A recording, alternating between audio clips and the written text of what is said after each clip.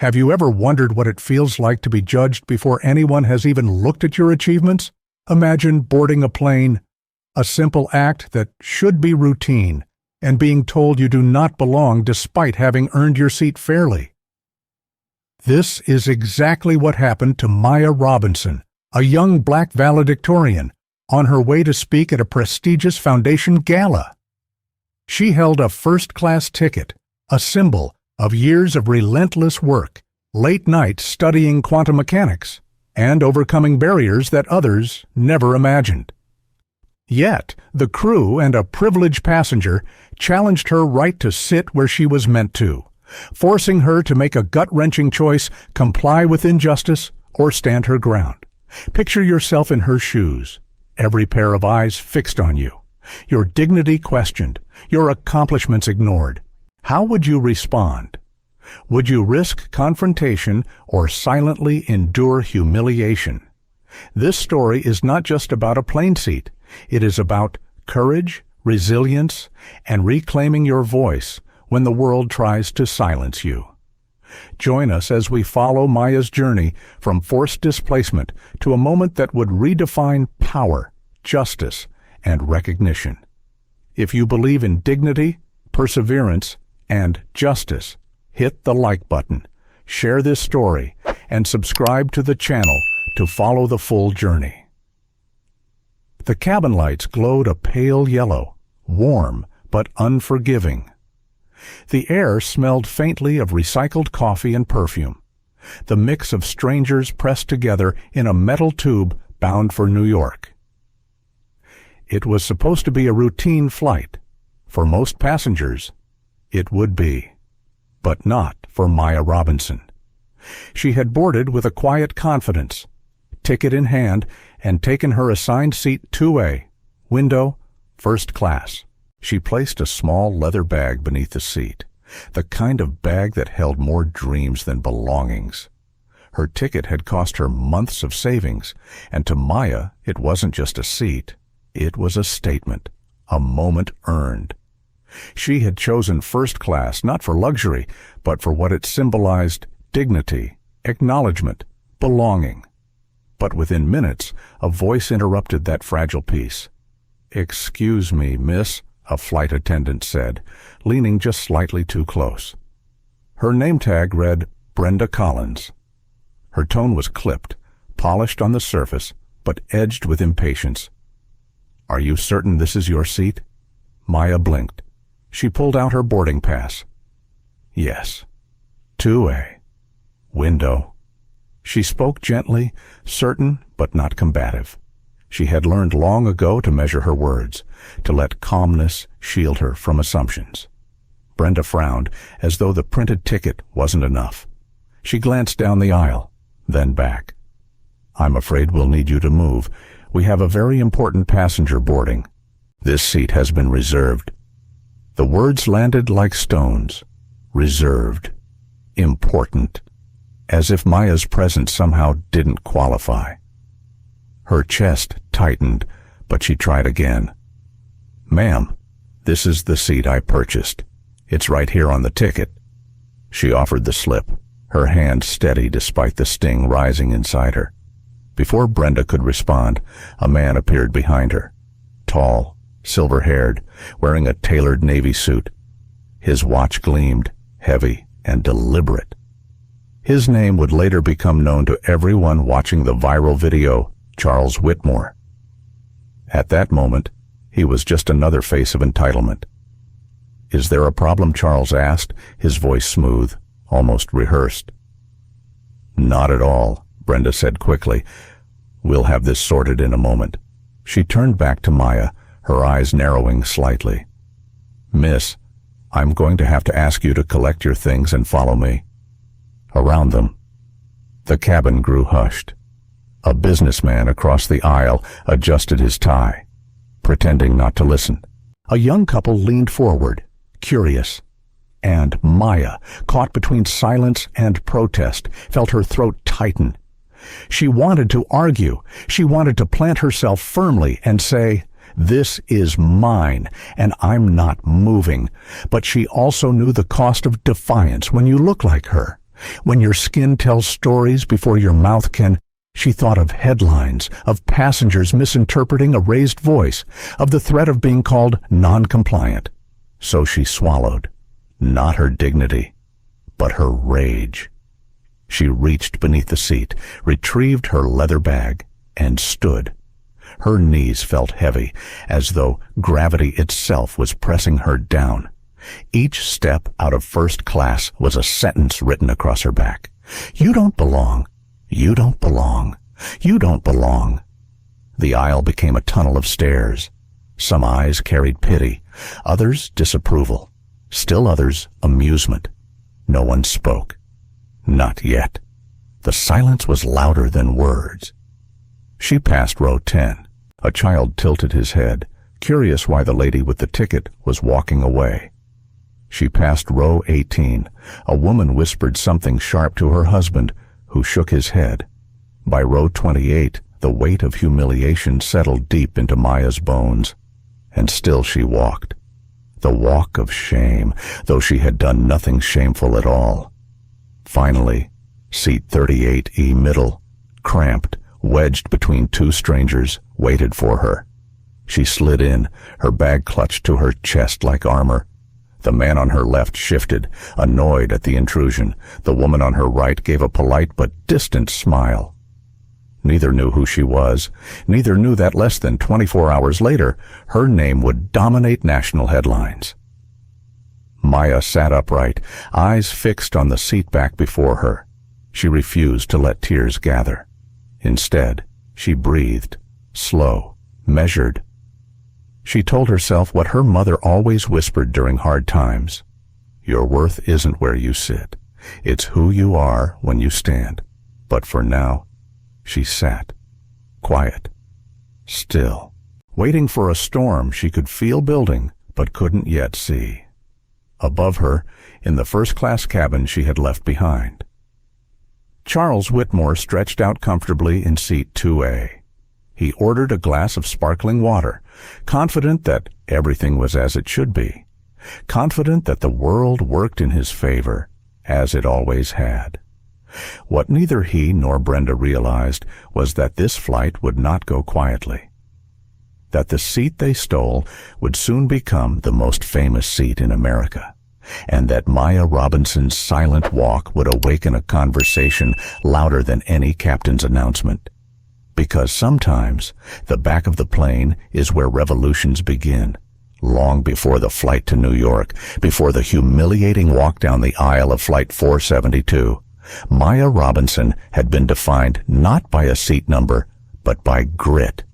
She was born on a hot August afternoon in Atlanta, Georgia, the kind of heat that melted asphalt and clung to your skin. Her mother, Diane, was a nurse who often worked double shifts, her scrubs smelling of antiseptic and weary hope. Her father, Leonard, was a factory worker who clocked in before dawn and came home with grease beneath his fingernails. They didn't own much, but they gave their daughter what money could never buy belief. From her earliest days, Maya carried books the way other children carried toys. She read at the kitchen table, on the porch steps, even while waiting in line at the corner store, when neighbors teased, "What's that little girl doing with her nose always in a book?" Her father would smile and say, "She's studying her way to the front of the line." School became both refuge and battlefield. In elementary, a teacher once accused her of plagiarizing a short essay on Martin Luther King Jr., because no fifth grader could write like this. Maya remembered sitting at her desk, cheeks burning, hearing whispers around her. That night, her mother said softly, "Baby, sometimes the world can't believe brilliance comes wrapped in your skin. But don't you dim your light to make them comfortable." By high school, Maya was working 2 part-time jobs, one at a grocery store stocking shelves, another tutoring younger kids in math while carrying a full load of AP classes. She often fell asleep at the kitchen table with calculus notes stuck to her cheek. But every morning, she rose again. Her parents taught her a rhythm work: pray, rest, repeat. On Sundays, the family gathered at a small Baptist church on the east side. There, Maya sang quietly in the choir, her alto voice blending with others, her eyes always drawn to the old stained glass window of a shepherd carrying a lamb. Somehow, she felt seen in that image, a reminder that dignity wasn't about titles or wealth, but being carried through trials with quiet strength. College seemed like an impossible mountain, but scholarships earned through endless essays, competitions, and volunteer work stacked in her favor. When the acceptance letter from Georgia State University arrived, her father framed it and hung it above the living room couch like a trophy. At Georgia State, Maya thrived. She wasn't the loudest in class, but professors noticed her sharp questions, her way of connecting history to present injustices, equations to everyday survival. She became a tutor, then a mentor, then president of the Student Association. By junior year, she was giving speeches at community forums about educational equity. By senior year, she had published a paper on the intersection of race and economic mobility that caught the attention of the Starkwell Foundation. That paper, written in long nights, fueled by instant noodles and determination, became her ticket to the gala in New York, the night before the flight.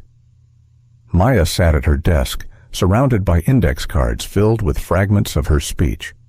She whispered lines aloud, practicing cadence. "We are more than where we sit. We are more than the labels placed upon us." Her roommate teased, "Girl, you sound like you're running for president." Maya only laughed, shaking her head. But deep down, she knew this speech mattered.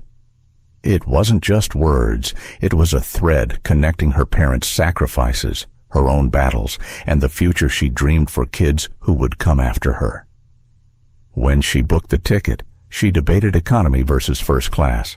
First class was expensive, hundreds more than she had budgeted. But then she remembered her father's words. "Sometimes you've got to sit in the front, just so the world knows you belong there." So she clicked, confirm, heart racing. The morning of the flight, Maya woke early. She ironed her simple navy blue dress, the one her mother had sewn a year earlier. She packed carefully her speech, folded in a slim leather folder, a photograph of her parents, and a silver bracelet her grandmother had passed down. She didn't carry designer luggage, just a worn leather bag polished with years of use. At the airport, she moved through security with a mix of nerves and anticipation. She noticed stares. Yes, the way some travelers sized her up, wondering if she was lost in the first-class boarding line. But she held her head high, remembering the mantra her mother often repeated, "Walk like you've already been invited." She had imagined the flight differently. She pictured herself gazing out the window at the clouds, rehearsing her speech in whispers, maybe even sipping orange juice in a real glass instead of plastic. A small luxury earned after years of struggle. Instead, she found herself standing in the narrow aisle, ticket in hand, confronted by Brenda Collins's suspicious eyes and Charles Whitmore's Entitlement. She found herself stripped of the moment she had bought, the dignity she had claimed. Still, in that instant, as she was asked to move, memories flooded back, of being told she had cheated because her essay was too good, of being doubted when she answered questions faster than anyone else, of being stared at when she dared to step into spaces where no one expected her. This was not new. This was a chapter written long before she boarded. And yet, it still hurt. Her mind screamed, "You belong here. You earned this. Don't move." But her body, conditioned by years of weighing consequences, whispered, "Stay safe. Survive the moment." So she stood, gathered her bag, and began the walk. And as she made her way down the aisle, something else stirred beneath the humiliation, a quiet, simmering resolve. Because Maya Robinson was not just a student, she was a valedictorian. She was a daughter, a fighter, a believer. She was a young black woman who had climbed every rung placed before her, no matter how slippery, no matter how cracked. And though they had pushed her to the back of the plane, they had no idea who had just taken seat 38E. They would soon. Maya Robinson arrived at the gate nearly 30 minutes early, ticket clutched in her hand like a passport to another life. She had always been early, a habit learned from her father. "If you're on time, you're already late," he used to say, tapping his watch with a grin. She stood in the boarding line marked First Class, Priority, adjusting the strap of her worn leather bag. Around her, business travelers shifted impatiently, phones pressed to ears, laptops open even as they waited to board. A woman in a crisp gray suit glanced at Maya's simple navy blue dress and then at the sign above. Her eyes lingered just long enough to make Maya feel the unspoken question. "Are you sure you belong here?" Maya looked down at her ticket again, tracing the bold black letters, 2A. She whispered it under her breath like a reassurance. She had worked for this moment. She had earned it. When the gate agent scanned her boarding pass, the green light flashed, and Maya exhaled in relief. She walked down the jet bridge, her heels clicking softly against the metal floor, each step a reminder that she was crossing into a space she had once only imagined. Inside the cabin, the air felt cooler, quieter. She found her seat at the very front window side, row 2. She slid into the wide leather chair, smoothing her dress beneath her, and tucked her bag neatly below. For a moment, she simply sat still, soaking it in. The extra legroom, the folded blanket on the armrest, the hum of engines preparing for flight. She closed her eyes and pictured herself speaking at the Starkwell Foundation Gala the next night. She saw the faces of donors, community leaders, and young students like herself. She imagined her mother watching the live stream, wiping away proud tears. She imagined her father, standing tall, telling his co-workers, "That's my baby girl." The thought brought a smile to her lips. She reached for the speech tucked inside her folder and began mouthing the words silently. "We are more than where we sit." But before she could finish the sentence, a shadow fell across her. "Excuse me, miss," came the voice of flight attendant Brenda Collins. Her tone was polite but cool, like ice beneath velvet. She leaned closer. "Are you certain this is your seat?" Maya blinked. She held up her ticket. "Yes. 2A. Window." Her voice was steady, though confusion flickered in her eyes. Brenda glanced at the ticket, then back at Maya. She did not smile. "I'm afraid we'll need you to move. This seat has been reserved for another passenger." Maya's stomach tightened. She read the words again on her boarding pass. 2A. Clear as day. "But this is the seat I purchased," she said gently. "It's right here on my ticket." Before Brenda could respond, a tall man in a tailored navy suit appeared in the aisle. His silver hair gleamed under the cabin lights. His watch caught the glow, an expensive piece, bold and heavy. Charles Whitmore. He didn't introduce himself. He didn't have to. The confidence in his stride, the slight impatience in his eyes, told everyone he was a man used to getting what he wanted. "Is there a problem?" Charles asked, voice smooth, practiced. "Not at all," Brenda said quickly, turning to him with a smile that hadn't been offered to Maya. "We'll have this sorted in a moment." She faced Maya again, her tone firmer now. "Miss, I need you to gather your belongings and follow me." The cabin grew still. Passengers leaned just slightly to watch. A businessman across the aisle raised his eyebrows. A young couple in row 3 whispered behind their hands. Maya felt her pulse quicken. She wanted to say no. She wanted to insist. Every fiber of her being screamed that she belonged in that seat, that she had fought for it, that she had sacrificed for it. But she also felt the weight of the moment, the way defiance might be misread, the way her calm insistence could be twisted into non-compliance. She thought of headlines, of stories she had read about passengers of color removed from flights for far less.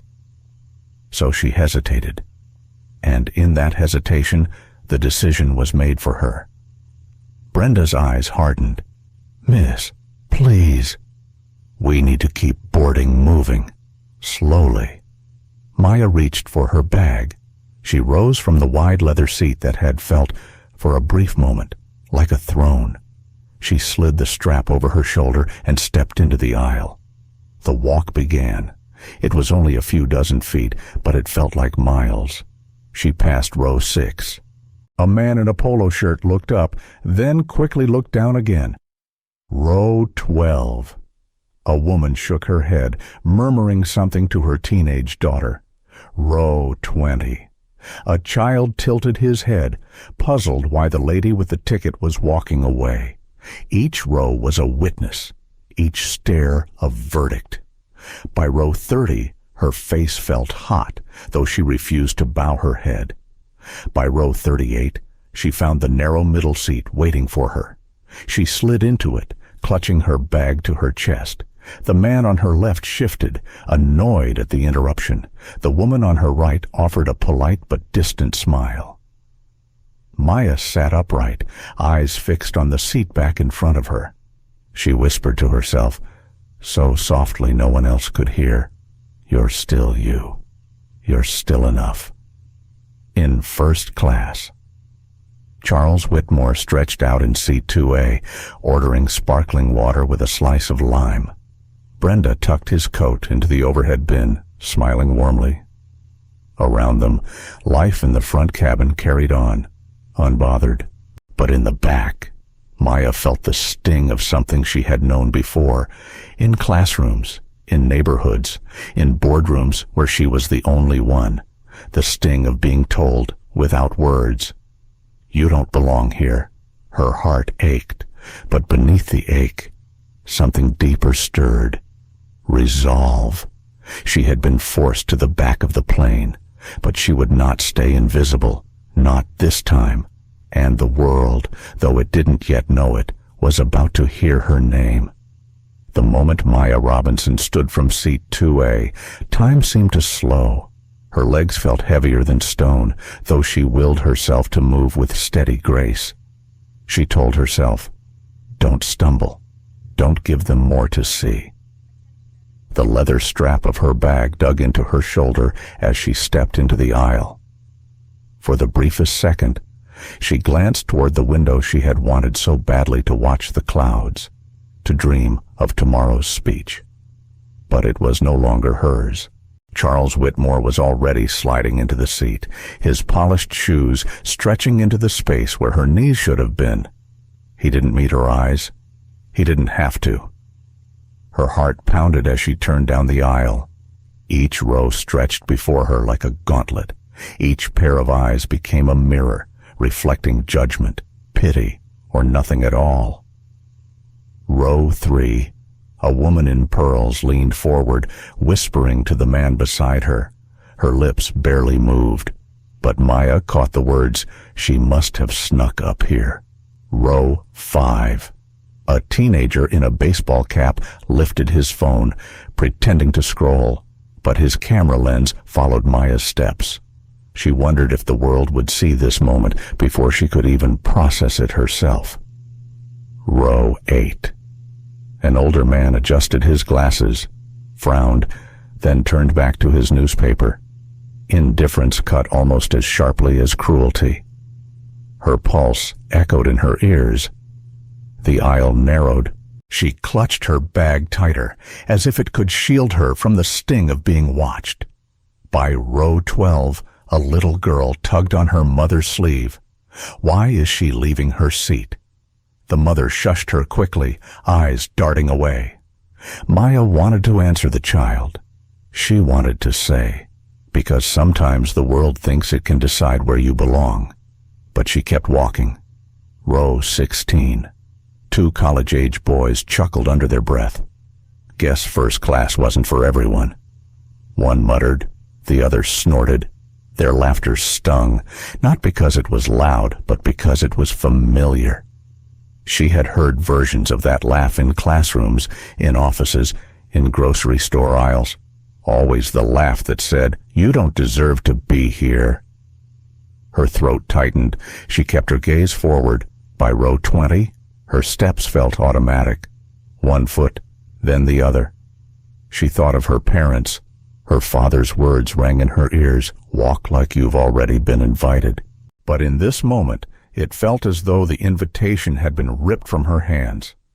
Row 24, a middle-aged woman, kind eyes.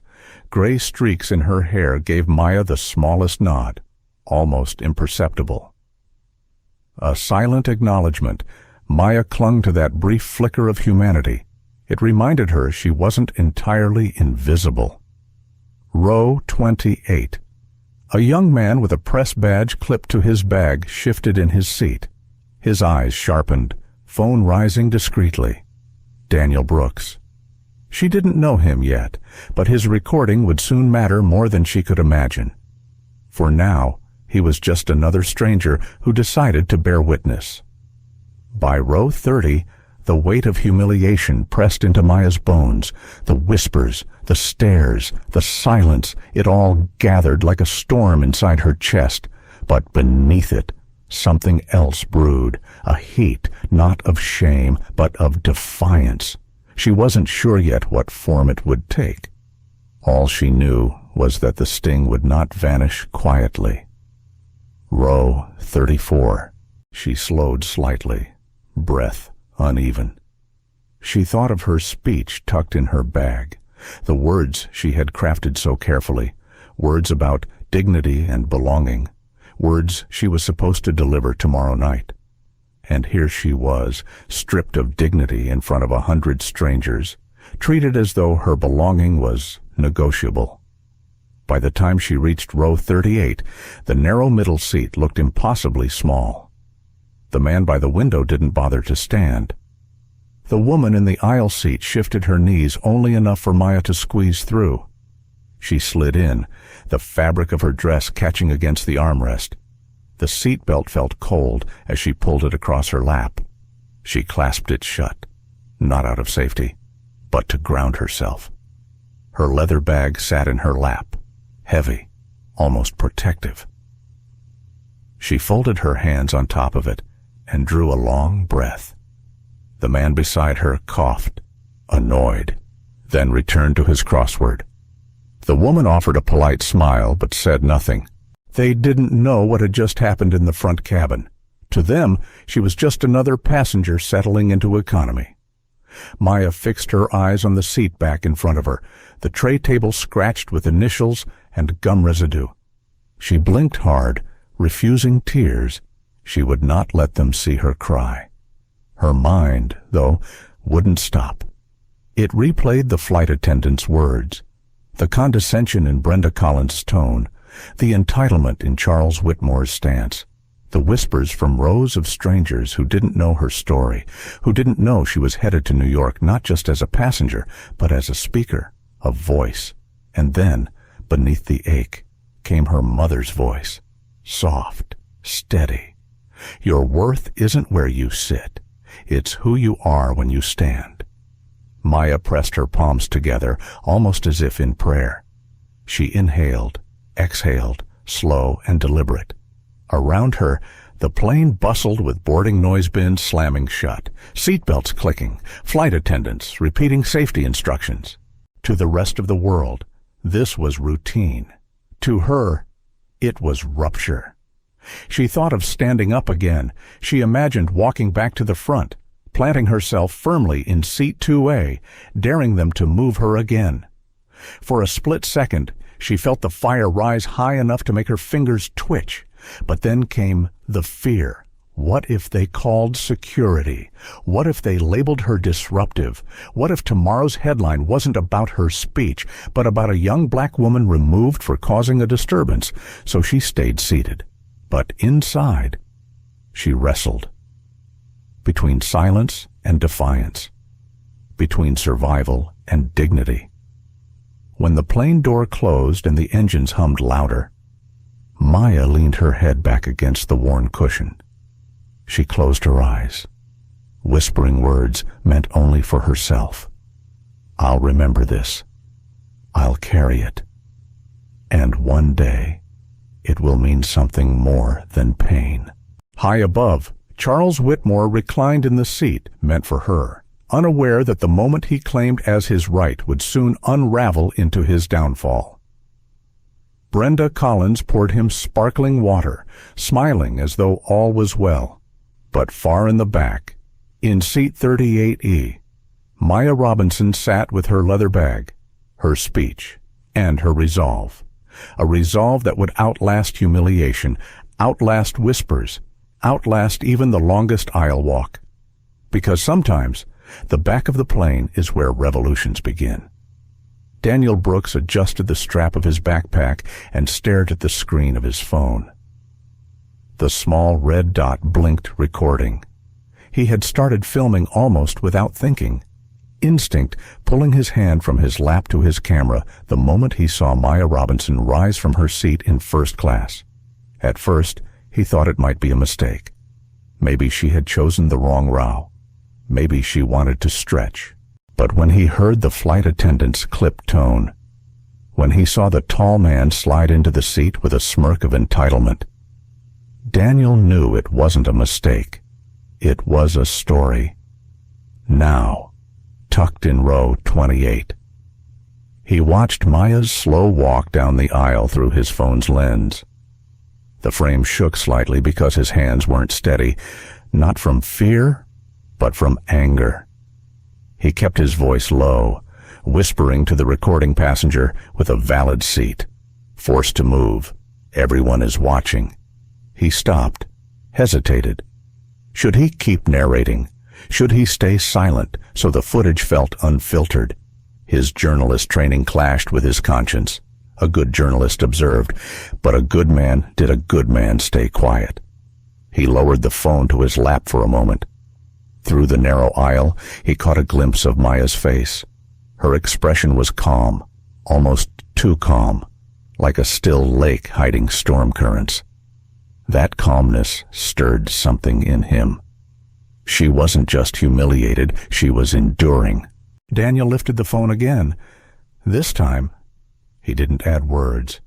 He simply let the image speak. 2 rows behind him. Helen Carter pressed her palms together over her notebook. She was in her early 50s, a high school English teacher flying to visit her sister in Queens. She had noticed Maya the moment she boarded, young, well-dressed, the kind of student Helen had championed for decades. Bright eyes, shoulders squared, a careful mix of confidence and humility. When Helen saw her walking back down the aisle, forced from the front, her heart clenched. The shame on the girl's shoulders was visible, even in the way she clutched her bag.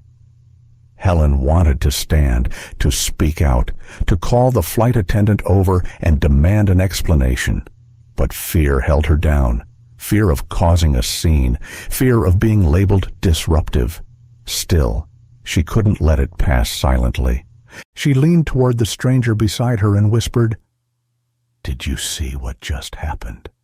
The man shrugged, muttering, "Not our business." He turned to his magazine. Helen bit her lip. Not our business.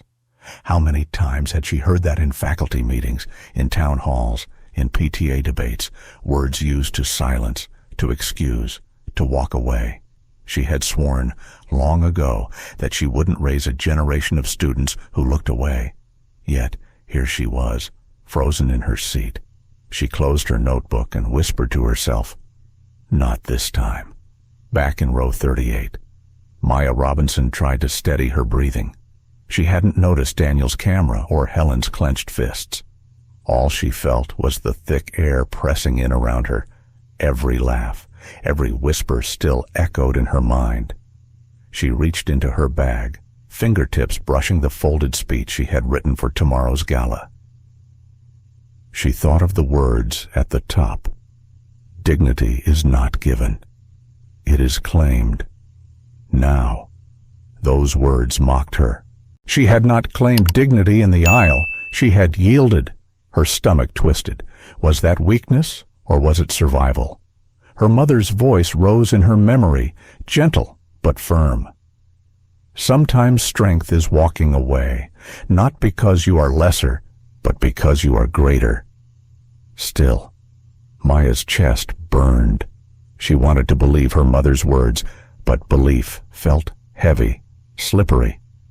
Meanwhile, Daniel shifted in his seat again, reviewing the footage quickly. Clear, steady enough. The flight attendant's voice audible. The entitlement in Charles Whitmore's posture undeniable. This was more than a story. It was evidence. He leaned closer to the man beside him, whispering, "You saw that, right?" The man, middle-aged, sighed. "Yeah, ugly business. Best let it go. These things, they blow over." Daniel's jaw tightened. Blow over. He hated those words. They were the reason injustices kept repeating. They only blew over because people refused to hold the line. He pressed the record button again and whispered, "Not this one." Helen Carter, heart pounding, reached into her purse for a pen.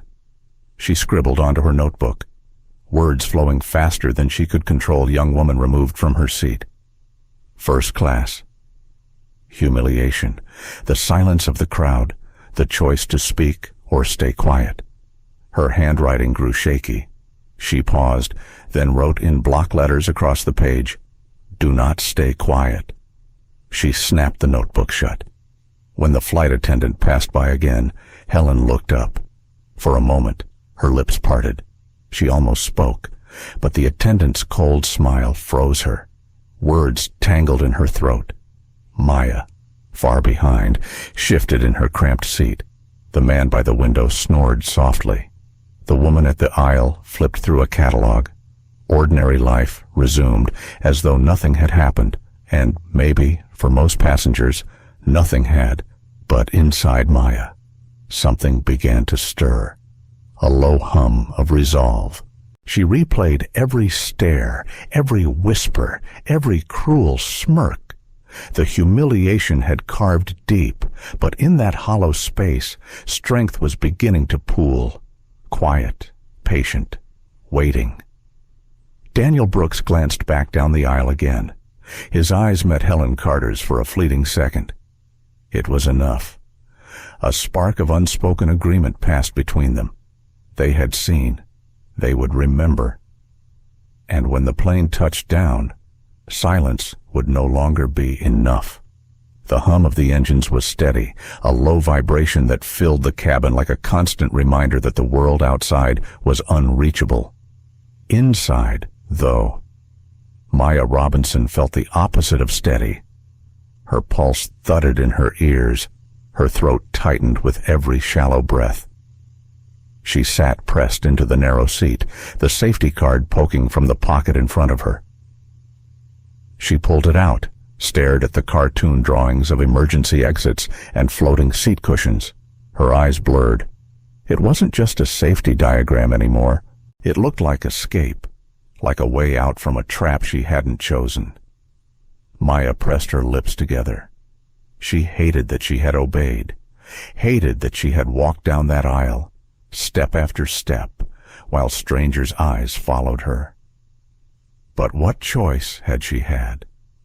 The words of the flight attendant had carried an edge of power, and Charles Whitmore's smirk that still burned in her chest like acid.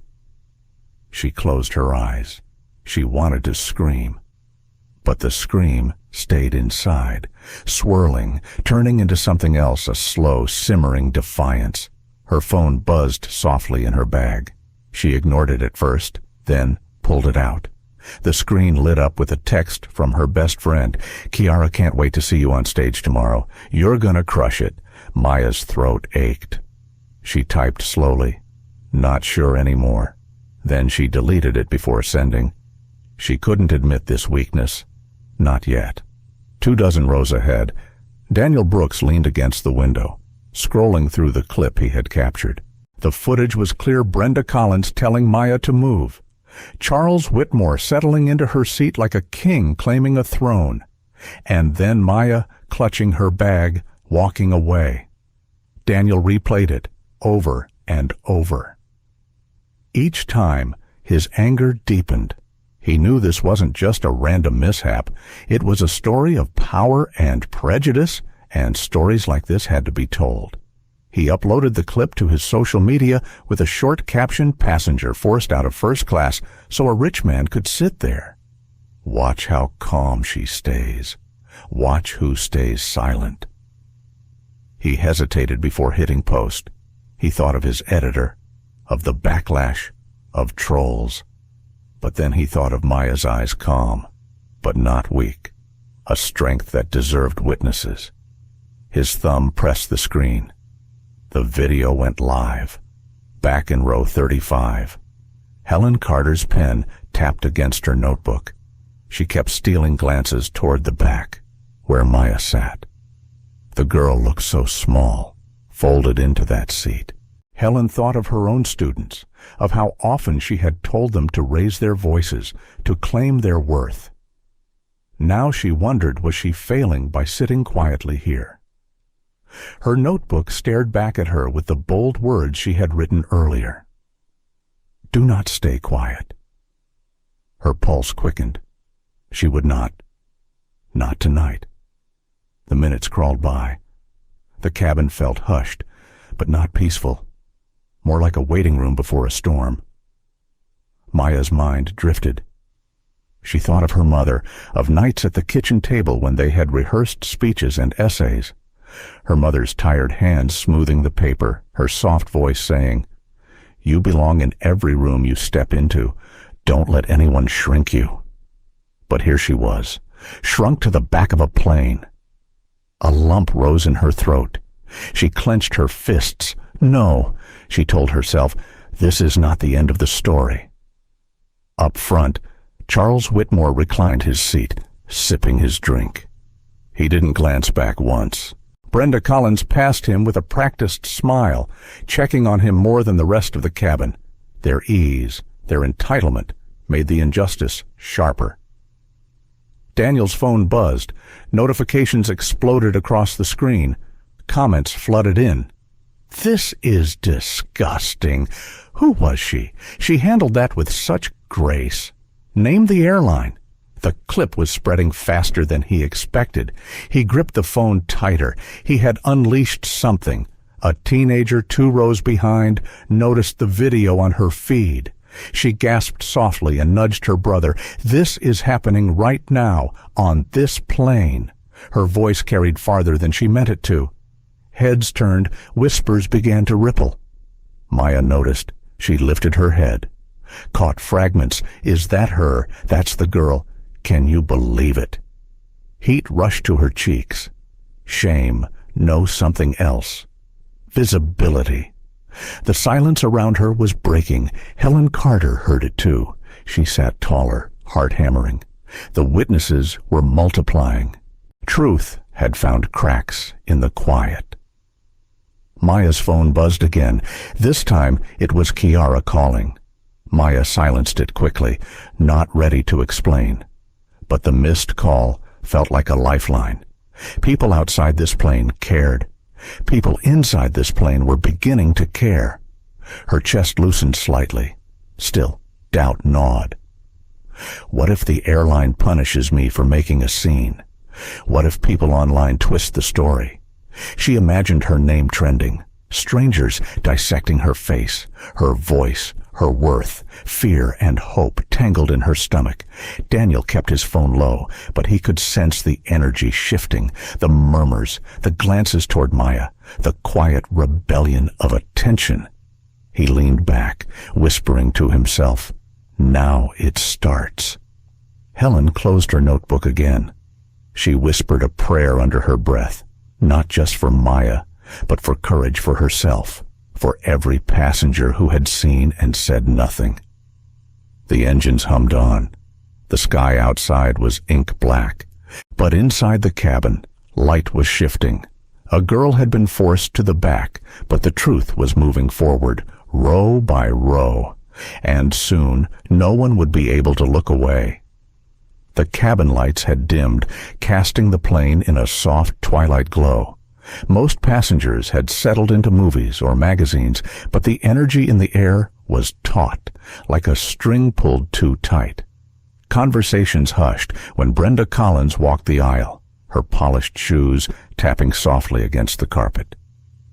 Maya Robinson sat in row 38, her body tense. She could feel eyes lingering on her, some sympathetic, some curious, some judgmental. She kept her gaze on the folded speech in her lap. She traced the words with her fingertip, whispering them silently to herself like a prayer. Dignity is not given, it is claimed. Her phone buzzed again, another wave of notifications. The video was spreading faster than she had dared imagine. She didn't even need to open it. She could hear fragments from nearby passengers. 500,000 views already. People are furious. That's her, isn't it? The girl in the back. Maya's cheeks burned, but she sat taller. Shame had started to shift into something sharper, steadier. 2 rows ahead. Helen Carter drew a breath and pressed her palms to her thighs. Her chest ached with restraint. She had watched enough. Words sat heavy on her tongue, and she couldn't swallow them anymore. She leaned into the aisle and called softly. "Excuse me, ma'am." Brenda turned, eyebrows raised, her professional smile still fixed. "Yes. Can I help you?" Helen's voice wavered at first, then found strength. "I saw what happened earlier. That young woman had a boarding pass for first class. Why was she moved?" The question sliced through the low murmur of the cabin. Heads lifted. Screens paused. Whispers hushed. Brenda's smile tightened. It was a seating adjustment, nothing unusual. We sometimes need to make accommodations. Helen shook her head firmly. That wasn't an adjustment. It was discrimination. We all saw it. The words hung in the air, heavy and undeniable. Daniel Brooks felt his chest surge. He slid his phone up, ready, recording again. The confrontation had begun. Brenda's tone sharpened, though she kept her voice low. "Ma'am, I assure you, our crew makes decisions in the best interest of all passengers. Let's not disrupt the flight." But disruption had already arrived. A man across the aisle spoke up. She had a first-class ticket. Why should she be the one moved another passenger? The teenager who had whispered earlier raised her phone. "It's all over social media. Everyone knows." The cabin buzzed like a hive stirred from sleep. Maya looked up, startled. She hadn't expected others to speak for her. Her throat tightened, emotion flooding her chest. Brenda's composure faltered. She glanced toward the front, as if seeking backup from another attendant. But the murmurs grew louder. Daniel rose slightly from his seat. "This doesn't blow over," he said clearly, his voice carrying down the aisle. "This was wrong. Everyone here knows it." Brenda's face flushed. "Sir, please sit down. You are creating unnecessary tension." But the tension was no longer hers to control. Helen Carter placed her hands on the armrests. Steady now. The unnecessary tension was created when you humiliated her. Gasps rippled. Some passengers clapped softly, uncertain but supportive. Maya's heart pounded. She could barely breathe. Part of her wanted to shrink deeper into the seat, to let others fight for her.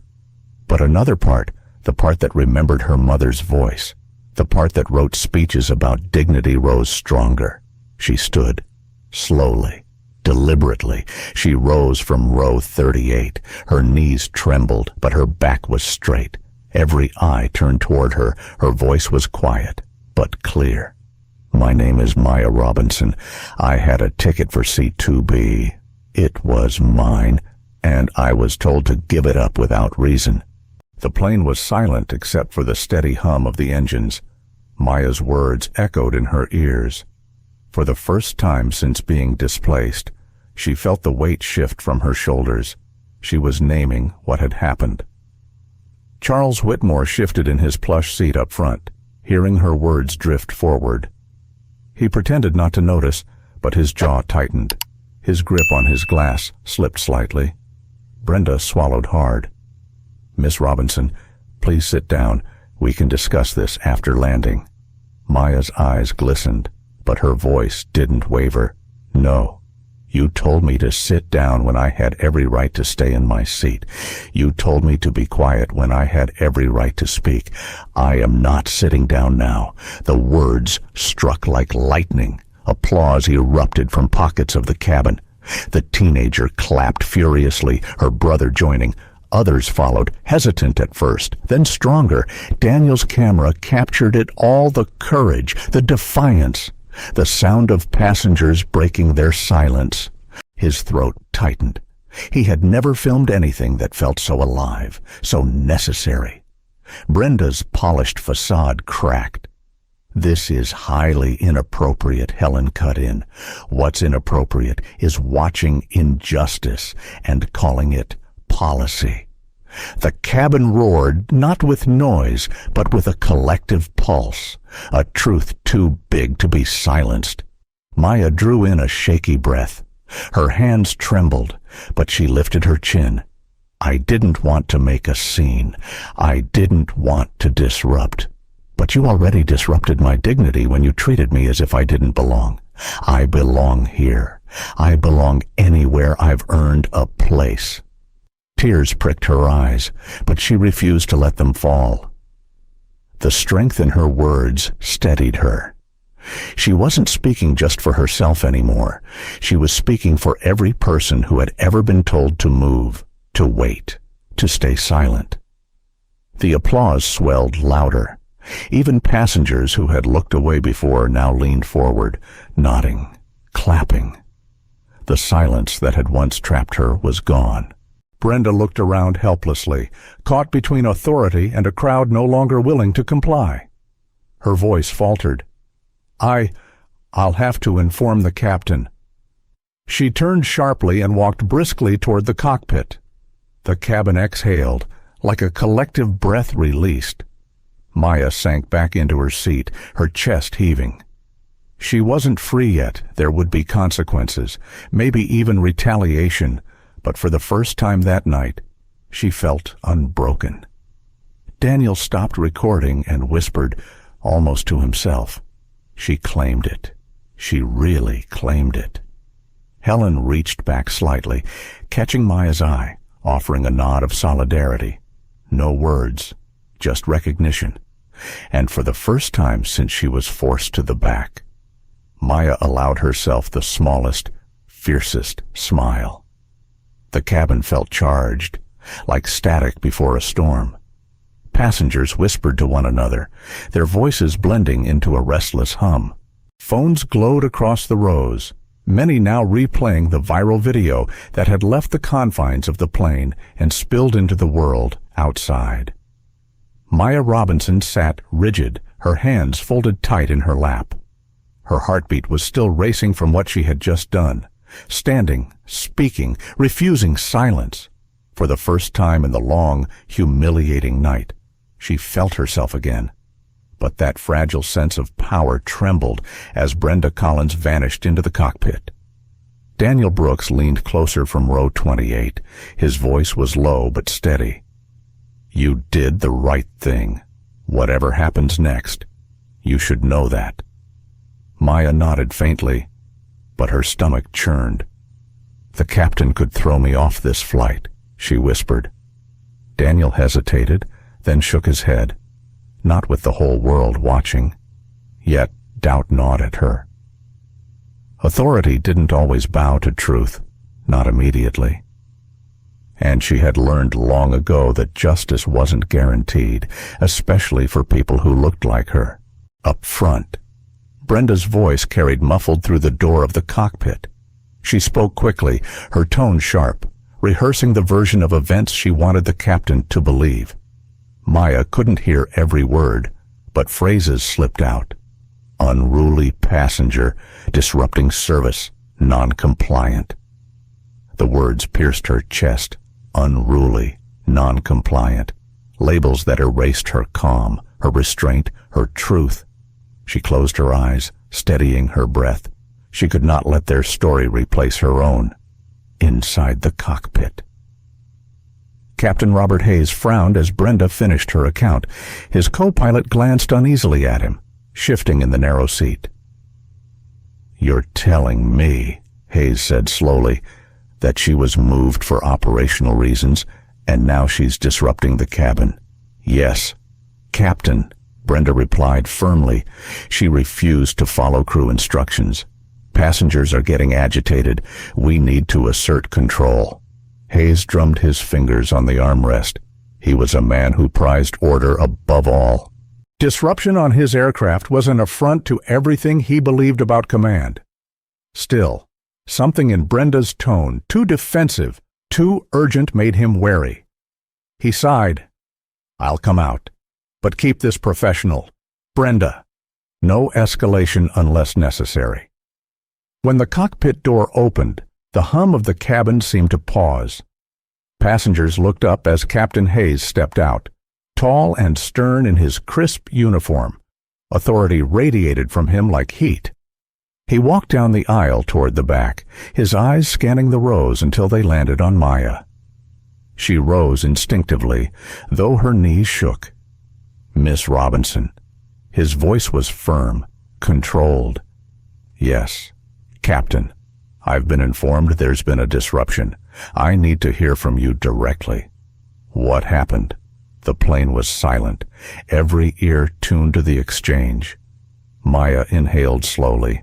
"I was seated in 2B, first class. It was my assigned seat, purchased in my name. I was asked to move without explanation. I complied, but I was humiliated in front of every passenger. I spoke up only after being silenced repeatedly." Her voice trembled on the last words, but she held his gaze. Hayes studied her, then turned to Brenda. "Is that accurate?" Brenda stiffened. "Captain." She was asked to move for an accommodation. Her reaction since has been disruptive. Gasps fluttered through the cabin. Passengers shifted forward in their seats. Helen Carter couldn't contain herself. "That is not true," she said, her voice ringing clear. "I saw it. She was quiet, dignified, and followed instructions. The disruption came from how she was treated." Daniel stood halfway. "Captain, I recorded it. The footage is online right now. Millions are watching. It shows exactly what happened." The captain's brow furrowed. He hadn't expected open defiance from so many passengers. He glanced at the phones held up, screens glowing like torches. His authority was being measured against the power of witnesses. Brenda's face flushed red. "These passengers are biased. They don't understand crew procedures."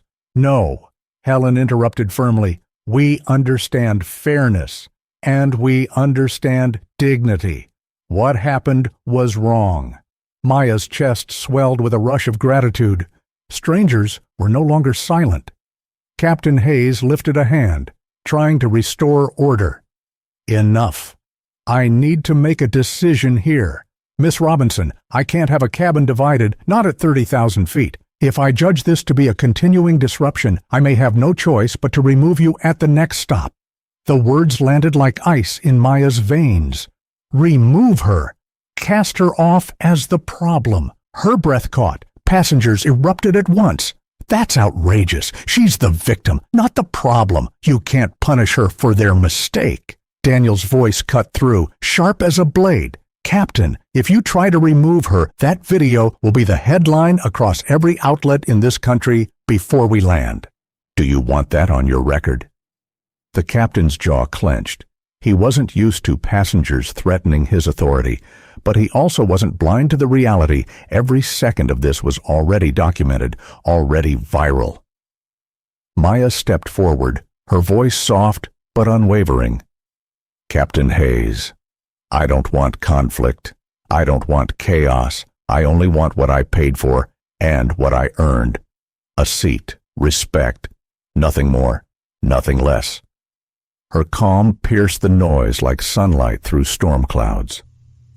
For a long moment, Hayes simply looked at her. The tension was suffocating. Then he exhaled. "Return to your seat for now. I'll confer with ground operations upon landing." Brenda's mouth opened in protest, but Hayes shot her a glance that silenced her. Maya sank back into her chair, trembling but unbroken. She knew this wasn't over. The threat still loomed: removal, consequences, retaliation. But for now, she had held her ground. Around her, passengers exhaled in relief. Helen touched her notebook with a shaky hand, whispering, "Brave girl." Daniel lowered his phone, heart pounding, knowing he had captured another turning point. Up front. Charles Whitmore shifted uneasily, finally realizing that his stolen seat had become the center of a storm bigger than his entitlement. For the first time all evening, his confidence cracked. The engines roared on, steady as ever. But inside, the flight was no longer ordinary.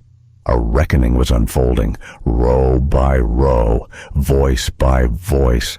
And as the plane sped through the night sky, Maya Robinson knew one thing with certainty: she would not let them write her story for her.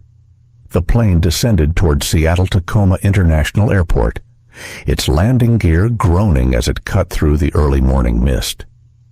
Inside the cabin, a different kind of turbulence filled the air, one made of whispers, flashing phone screens, and the mounting tension of an audience that had grown larger than the seats themselves. Maya Robinson remained in row 38, her shoulders squared despite the cramped economy seat, her fingers tracing the edges of her folded speech like a lifeline. Around her, passengers stole glances, some nervously smiling, others shaking their heads in disbelief at the audacity of the earlier events. Daniel Brooks sat a few rows ahead, phone in hand. Notifications continued to pour in. The clip of Maya being forced from first class was spreading exponentially, climbing from thousands of views to millions in real time. He felt the familiar thrill of a breaking story, but beneath it was awe. The girl had walked down that aisle with grace, and now the world was watching. Helen Carter leaned back slightly, exhaling slowly. She had never witnessed an unfolding scene like this mid-flight. She was aware that the small acts of courage she had witnessed, combined with Maya's calm defiance, were about to ripple far beyond the cabin. At the front of the plane, Captain Robert Hayes stood near the cockpit door, his expression unreadable. He had just finished a call with ground operations, his voice steady as he relayed the facts. There had been a boarding dispute. Witnesses corroborated the passengers' claims, and yes, the situation had gone viral online. Brenda Collins lingered in the aisle, pale and tense. Every notification sound seemed to pierce her ears. Her professionalism was unraveling, and she could feel it. Every step she took felt heavier than the last. Maya caught a glimpse of Charles Whitmore in first class. He sat stiffly, adjusting his tie repeatedly, every muscle in his body betraying his discomfort. The smug composure he had wielded earlier was cracking, revealing panic. His entitlement had collided with reality, and it was fracturing in real time. The plane touched down with a smooth thud, the tires gripping the runway as passengers felt the vibration run through the cabin. Maya's heart pounded, not just from the landing, but from anticipation. She had no illusions. Even with witnesses and viral proof, there was still a formal authority aboard the plane, and formal authority could wield power recklessly. Captain Hayes activated the PA. "Ladies and gentlemen, we have safely landed in Seattle. We request your patience as we disembark in an orderly manner. I will be coming through the cabin momentarily to address an incident that occurred earlier. Your cooperation is appreciated." The words sent a ripple through the cabin. Passengers murmured, craning their necks. Daniel adjusted his phone, ready to capture every moment. Maya exhaled, steadying herself. This was the culmination of her ordeal. She would not falter now. As the seatbelt sign clicked off, the crew prepared for disembarkation. Ground staff waited near the jet bridge, their expressions a mix of curiosity and caution. Hayes took a deep breath and began walking toward the back of the plane, his stride purposeful. "Miss Robinson," he said softly but firmly, standing before her row. Maya looked up, meeting his gaze. There was no judgment in his eyes now, only acknowledgement. "I want to apologize on behalf of the airline," he said. "What happened to you on this flight was unacceptable. You were treated unfairly, and the responsibility falls entirely on our staff. You have every right to your assigned seat, and you will be escorted back immediately." Maya blinked, the words washing over her. Relief mingled with anger, with the sting of humiliation she had endured. She nodded slowly. "Thank you, Captain Hayes. I appreciate your acknowledgement." Passengers leaned forward, murmuring approval. Some clapped quietly, a ripple of solidarity. Daniel recorded every moment, knowing this scene would amplify the story exponentially. Brenda Collins appeared at the back, her face ashen. The captain's words struck her like a hammer. She opened her mouth to speak, but closed it quickly. There was no escape from the truth that had been documented, broadcast, and witnessed by everyone on the plane. As Maya rose, she felt the cramped space around her shrink. Every eye was on her, not in judgment, but in recognition. This was not merely a return to a seat. It was a reclaiming of dignity, a public affirmation of her worth. Captain Hayes gestured toward first class. "Please follow me, Miss Robinson." Maya moved carefully down the aisle, each step measured, deliberate. The passengers' whispers rose, a symphony of acknowledgement and awe. The young teenager 2 rows behind whispered to her brother, "She's amazing." As Maya approached 2B, the original seat she had been denied. Charles Whitmore looked up. His expression was a pale, mottled pink, disbelief etched across every line of his face. The weight of public scrutiny, the viral video, the passengers' attention, it had all converged on him. Maya paused just before the seat, her bag still clutched lightly in one hand. She turned slightly, meeting Whitmore's gaze. No words were exchanged, no anger, no triumph, just calm, unwavering presence. Brenda Collins lingered nearby, caught between protocol and accountability. The viral evidence had stripped away her authority. She had no words, only a trembling nod. Maya sat. The applause from the cabin was subdued, but firm. It was not celebration, not yet, but recognition. The injustice had been acknowledged, and the balance of power shifted in that quiet, decisive moment. Outside the cabin, the airline's PR team was already monitoring the viral spread. Emails and messages pinged across the company servers. Hayes spoke into his headset, coordinating with operations. He knew that the ground staff would face questions, that senior management would need to intervene immediately, and that legal teams would be mobilized. The incident was no longer confined to the plane. It was a full-blown crisis. Daniel Brooks whispered to Helen Carter as they followed Maya onto the jet bridge. "This is going to hit headlines. The whole world will see it." Helen nodded, her eyes wide with realization, and they'll remember how she handled it. With dignity. Maya, stepping onto the jet bridge, felt a strange shift within herself. The humiliation, the fear, the doubt, they had not disappeared, but they had been transformed into clarity, into power, into resolve. Once on the tarmac, ground staff and the airline's senior representatives approached. Maya's eyes scanned them, calm but vigilant. She could feel the eyes of thousands, more millions, more already on her through the clips spreading online. One senior executive stepped forward, his tone formal. "Ms. Robinson, on behalf of Transcontinental Airlines, We deeply regret what occurred. Your experience does not reflect our values, and we will ensure corrective action is taken immediately." Maya lifted her chin, her voice quiet but firm. "Acknowledgement is not enough. I will need to see actions, and the person responsible must be held accountable." The executive nodded. "We will. All actions will be documented, and appropriate measures taken." Maya's gaze swept the scene, from the crew to the passengers.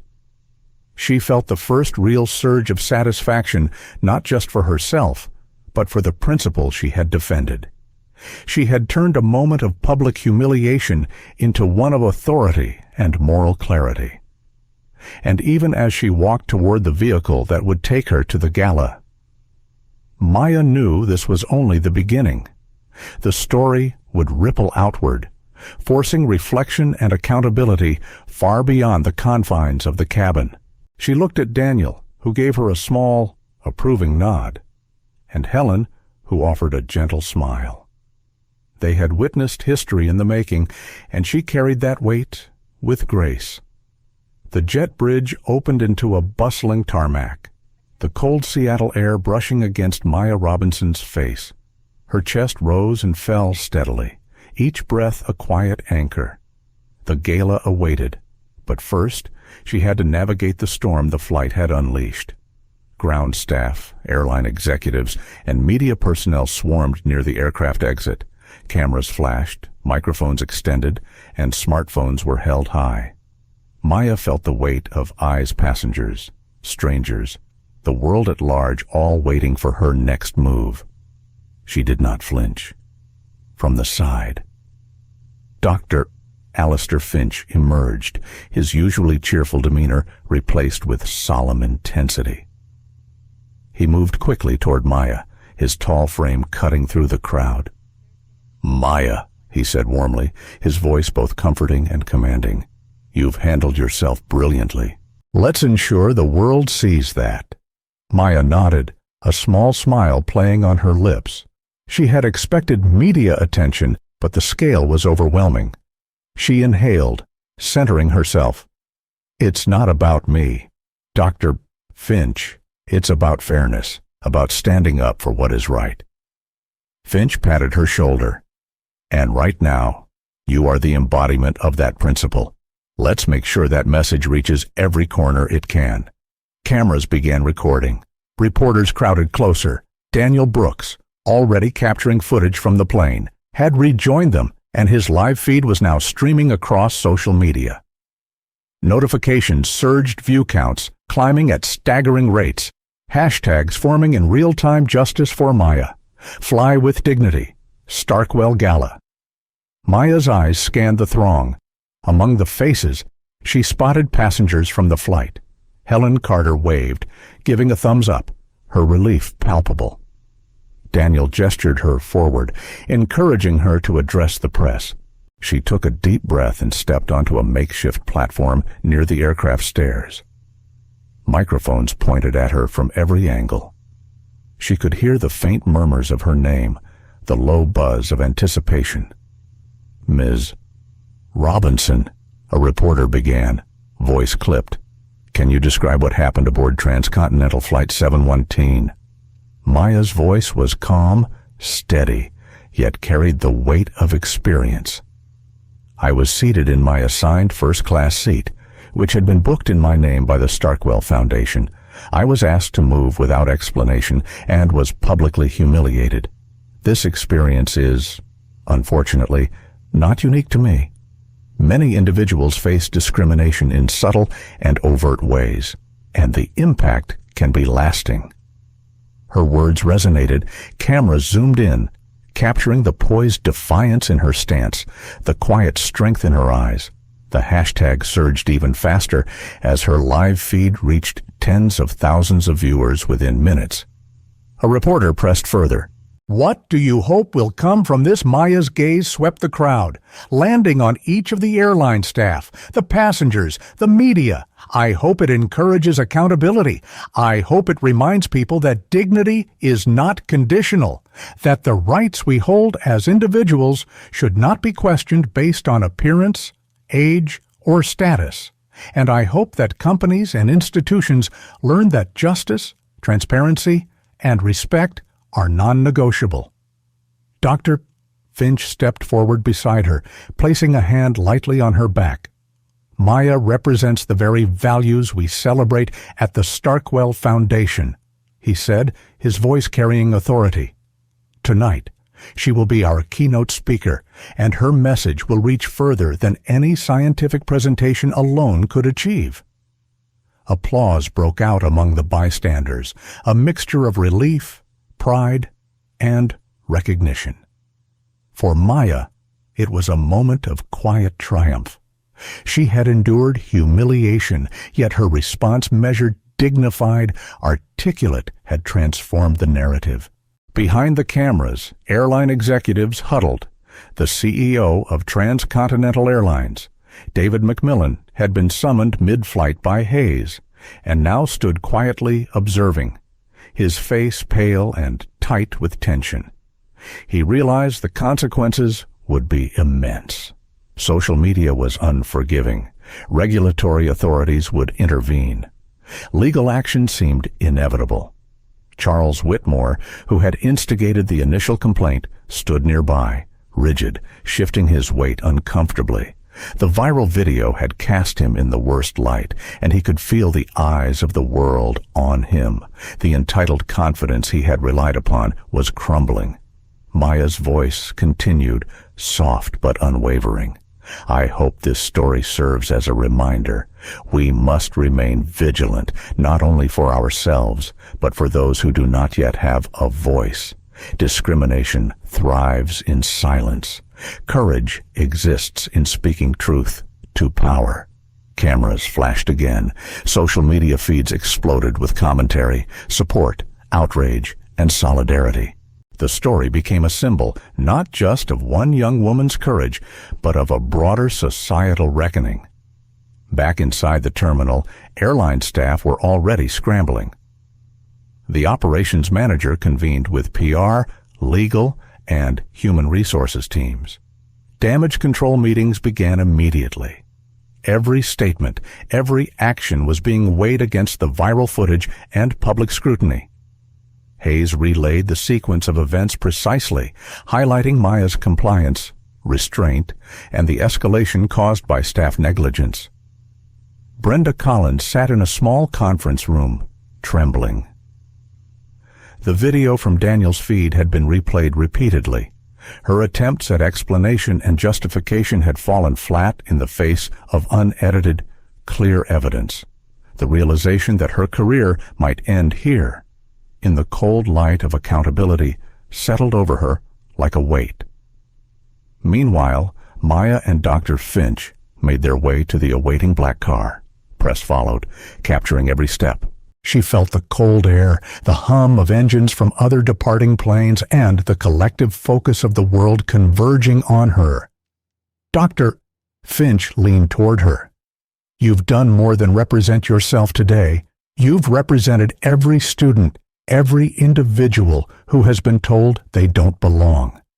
This moment will not be forgotten. Maya nodded, absorbing the gravity of his words.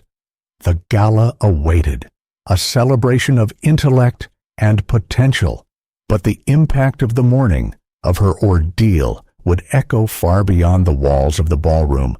Inside the car, Daniel continued streaming, narrating quietly. We are witnessing history, folks. Maya Robinson, valedictorian and keynote speaker, humiliated mid-flight, now publicly vindicated, making her way to the Starkwell Foundation Gala.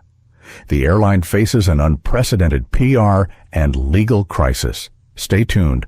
Helen Carter glanced at Maya. You're handling this like a pro, she said softly. Most people would have broken by now. Maya smiled faintly. I wasn't broken, just delayed. And now, the story can be told properly. The vehicle navigated through the streets of Seattle, cameras on every corner. Social media was already alive with hashtags, retweets, and video snippets from Daniel and other passengers. The narrative had shifted completely. The story of oppression had become one of courage, dignity, and accountability. By the time they arrived at the gala, the Starkwell Foundation staff were ready. Press passes, security, and photographers lined the entrance. Dr. Finch led Maya through, shielding her from the overwhelming surge. The air inside was filled with anticipation, the hum of chatter, and the palpable energy of intellect and innovation. Maya took a moment to breathe, straightening her posture. She was about to enter a room full of some of the nation's brightest minds, Nobel laureates, tech innovators, and influential leaders. But she also carried the weight of the morning, the humiliation, the viral attention, and the knowledge that her voice had become more than her own. Dr. Finch squeezed her shoulder gently. Your story begins here, Maya, and the world is listening. As she stepped into the grand ballroom, the crowd shifted to accommodate her presence. Whispers became hushed awe. Cameras and smartphones focused, capturing her entrance. It was a powerful tableau, the young woman who had been forced to the back of the plane, now stepping into the spotlight as the keynote speaker. The honored guest, the symbol of dignity prevailing over discrimination. In that moment, Maya felt a rush of clarity. She understood fully the weight and responsibility of her experience. It was no longer personal, it was collective, and she would use it wisely. The grand ballroom of the Starkwell Foundation shimmered with crystal chandeliers, the air thick with the quiet hum of anticipation. Maya Robinson stood just behind the velvet ropes, her hands resting lightly on her speech notes. The weight of the morning of the viral humiliation, the cramped seat in row 38, the countless eyes of strangers and supporters was still with her, but it had transformed. It had become focus, purpose, resolve. Dr. Alistair Finch gave her a subtle nod. You are ready, Maya. Go ahead. The world is listening. Maya inhaled deeply. She walked forward, the polished marble floor reflecting her steady steps. Conversations faded into hushed whispers. Cameras tilted, smartphones lifted, and the crowd of Nobel laureates, tech CEOs, academics, and philanthropists turned their attention fully toward her. She reached the podium, placing her folded notes neatly. The microphone captured the faint rustle, then the silence. Maya's eyes swept the room, connecting with individual faces, seeing curiosity, respect, anticipation, and a desire for truth. She drew a steadying breath. Good evening, she began, her voice clear and measured. Tonight, I am honored to be here as part of the Starkwell Foundation's Young Innovators Gala. I am grateful for this opportunity, for the recognition, and for the chance to share ideas with some of the brightest minds I have ever encountered. A polite applause followed, but Maya paused, letting the energy settle. However, before I discuss my work in astrophysics, I must share an experience that arrived not in my laboratory, but at 35,000 feet above the ground, a reminder that even the most accomplished among us can face prejudice and doubt. The room quieted. Cameras shifted. Every person leaned slightly forward. Maya recounted the events aboard Transcontinental Flight 719 with precision. The denial of her seat, the public humiliation orchestrated by Brenda Collins, and the entitled complaints of Charles Whitmore were relayed without embellishment, without anger. She spoke of the weight of expectation, the isolation of being doubted for reasons beyond her control, and the resilience it took to maintain composure in the face of systemic bias. The audience was rapt. The narrative was raw and real, yet measured, anchored in dignity and fact. This was not just a story of one passenger on one flight. It was a microcosm of broader societal challenges, a reflection of barriers faced by underrepresented individuals every day. Discrimination often operates quietly. Maya continued, "It lurks in assumptions, in questions of belonging before merit is even considered. And while those in positions of authority may act in ways that feel inconsequential to them, the consequences ripple outward, affecting confidence, opportunity, and access. My story is one example. There are countless others whose voices have yet to be amplified." A soft murmur of agreement ran through the room. Some attendees nodded, recalling experiences of their own or those of colleagues. Others adjusted in their seats, the weight of realization settling over them. Maya paused, letting the words land. "This is not about revenge, nor personal vindication. It is about accountability and awareness. When we confront bias with dignity, when we demand acknowledgement, we begin to shift the systems that perpetuate inequality. And it begins with the choice to act, even when doing so feels small or uncomfortable." Dr. Finch stepped slightly forward, a reassuring presence beside her.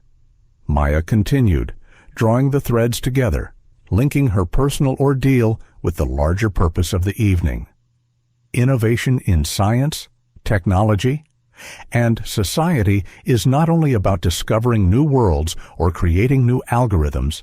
It is about creating equitable environments where potential is recognized, nurtured, and celebrated. It is about ensuring that talent is never sidelined by prejudice, and that brilliance is never obscured by bias. As she spoke, Daniel Brooks quietly streamed the speech live. Social media notifications surged again. Clips of Maya's earlier confrontation aboard the plane were juxtaposed with her poised, articulate delivery at the podium. The contrast was striking, almost cinematic. The humiliation transformed into empowerment. "Tonight," Maya concluded, her gaze sweeping the room, "I ask you to consider your own spheres of influence. How can you debug the systems around you? How can you challenge assumptions and amplify voices that might otherwise be silenced? Progress begins when we act consciously, consistently, and compassionately. It begins with courage." The applause erupted, sweeping through the room like a wave. Standing ovations, cheers, and tears from attendees filled the space. Maya's calm, measured tone had carried the story from humiliation to power, from injustice to a catalyst for change. The room had witnessed not just a keynote speech, but a masterclass in resilience and dignity. Outside the ballroom, the media frenzy was growing. Daniel Brooks had already uploaded segments of the speech alongside footage from the flight. Headlines began forming: "Valedictorian confronts discrimination." "Mid-flight turns humiliation into global lesson." Maya Robinson's courage transforms airline scandal into movement, and Starkwell Gala keynote shows power of dignity and justice. Back at Transcontinental Airlines, CEO David McMillan faced the fallout. Market analysts called. The stock fluctuated wildly as social media pressure mounted. Legal counsel prepared statements. PR teams drafted apologies, and senior executives assessed damage. The viral footage had become a moral and financial crisis simultaneously. Brenda Collins sat in her office, paralyzed by the scope of events. The public had seen her actions in stark clarity. Her suspension was now extended indefinitely, and legal reviews of the incident were underway. Her career, built over decades, was now under scrutiny in a way she had never anticipated. Charles Whitmore faced similar consequences. His initial complaint, once a display of power and entitlement, had backfired spectacularly. The public had identified him. Social media campaigns had labeled his actions as emblematic of systemic privilege misused. Stakeholders in his private equity firm demanded accountability, and financial consequences began to mount inside the gala. Dr. Finch presented Maya with a special recognition from the Starkwell Foundation, acknowledging not only her scientific achievements, but her courage in confronting injustice. Cameras captured the moment, the applause swelling once more. Maya's calm, composed demeanor conveyed both humility and authority. As she accepted the recognition, Maya reflected internally. She had walked the aisle of shame, had been relegated to the back of the plane, and had endured humiliation designed to silence her. Yet, here she stood, not merely restored, but elevated. The injustice she experienced had become a platform, a voice amplified for countless others. The evening continued, but Maya's mind remained partially with the flight. She knew systemic change was not instantaneous, but this moment, this public acknowledgement, was a critical step. Her speech would ripple outward, inspiring conversations in boardrooms, classrooms, and living rooms across the country. Dr. Finch whispered to her as the applause died down. "You have done more tonight than I could have imagined. The airline will be held accountable, and your message will resonate far beyond this room." Maya nodded, feeling the full weight of responsibility and empowerment. She was not simply a valedictorian, she was a symbol of the potential that could flourish when courage met opportunity.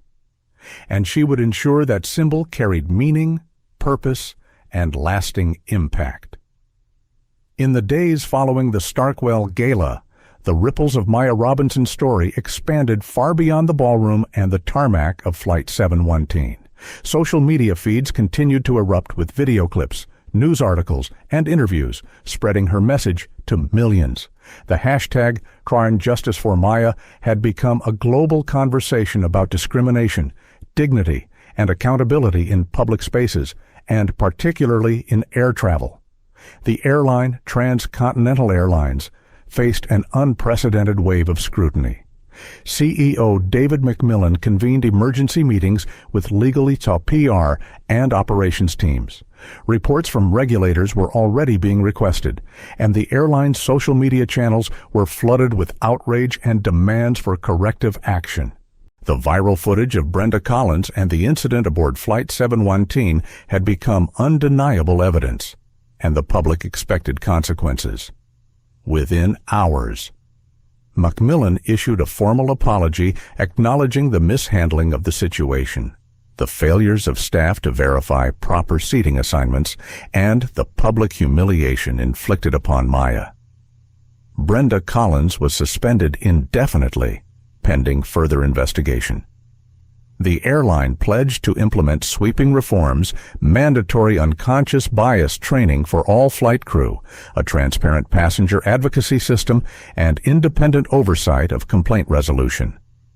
Charles Whitmore, whose entitled complaint had ignited the incident, faced immediate professional repercussions.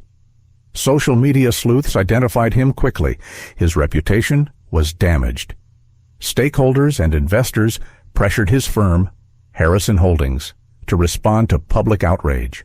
Within 72 hours, Whitmore had been stripped of key leadership positions, and the firm issued a statement affirming a commitment to ethical practices and inclusivity.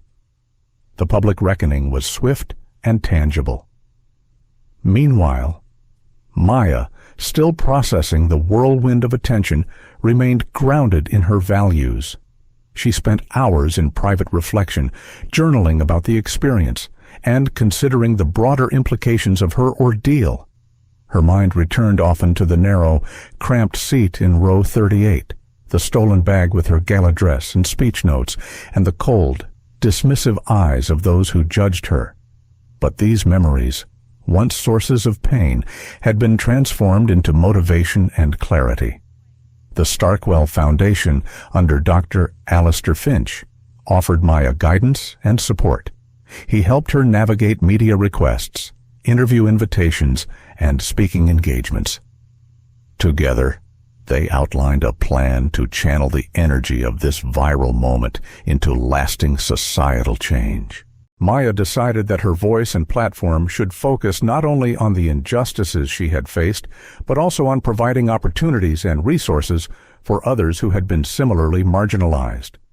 With Finch's support, Maya launched the 38E Scholars Program, named after the seat that had symbolized both her humiliation and resilience. The initiative provided mentorship, scholarships, and networking opportunities for underrepresented students in STEM fields. The program emphasized both academic excellence and personal empowerment, ensuring that participants could navigate systemic obstacles with confidence and resources. At the first public press conference for the 38E Scholars Program, Maya spoke with the same calm authority she had exhibited at the gala. "This program is about more than scholarships," she explained. "It is about creating an environment where every student knows they belong, where brilliance is recognized and nurtured regardless of skin color, gender, or background. I hope that by sharing my experience, we can inspire others to confront injustice and advocate for fairness in their own communities." The public response was overwhelming. Donations, corporate partnerships, and media coverage poured in. Universities, tech companies, and advocacy organizations reached out, eager to support Maya's vision. Her story, once a tale of personal humiliation, had become a catalyst for systemic change. Legal action against Transcontinental Airlines moved swiftly. Maya retained a team of civil rights attorneys, including Benjamin Crump, to pursue justice for the emotional distress and public humiliation she had endured. The airline, recognizing the undeniable evidence and the potential reputational damage of continued resistance, agreed to a settlement that included a formal public apology, compensation for damages, funding for diversity and inclusion initiatives, and the implementation of new internal policies to prevent similar incidents.